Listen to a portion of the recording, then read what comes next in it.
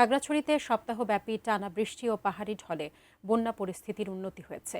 জেলার বেশিরভাগ সড়কে যান চলাচল স্বাভাবিক হলেও মহালছড়ির মুবাছড়ি ব্রিজ ভেঙে যোগাযোগ এখনও বন্ধ রয়েছে।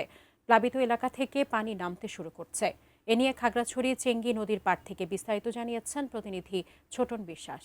তো ১ সপ্তাহ ধরে টানা ভারী বর্ষণ এবং পাহাড়ি ঢলে খাগড়াছড়ির বেশ কিছু নির্মাণাঞ্চল প্লাবিত হওয়ার পাশাপাশি এখানকার যে গ্রামীণ যে সড়কগুলো রয়েছে সেই সড়কগুলোরও ব্যাপকভাবে ক্ষয়ক্ষতি হয়েছে।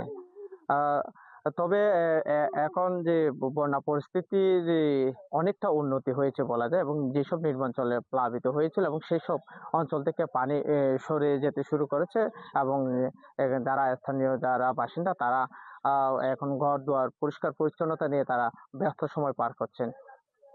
তবে আরেকটি জানিয়ে রাখি মহালছড়ি উপজেলার এখনো যে গ্রামীণ যে সড়ক মোবাছড়ি ইউনিয়নের সাথে সেই সড়কের যোগাযোগ রাস্তার যে কালভার্ট ভেঙে এখনো যে সড়ক যোগাযোগ এখন বন্ধ রয়েছে এবং তারা নৌকাযোগে তারা পারাপার হচ্ছেন। আমি এই মুহূর্তে আছি খাগড়াছড়ির যে চেঙ্গী নদীর পাড়ে, সেই চেঙ্গী নদীর পাড়টি যদি দেখাই, আপনারা দেখতে পাচ্ছেন চেঙ্গী নদীর পানি সরে যাওয়াতেই এখানকার মানুষ আ নামতে শুরু করেছে এবং তারা পারাপার হতে পারছেন। সৃষ্ট বন্যার কারণে এখনো পর্যন্ত জেলায় এখনো পাহাড় ধস সহ কোনো অ হতাহতের খবর পাওয়া যায়নি।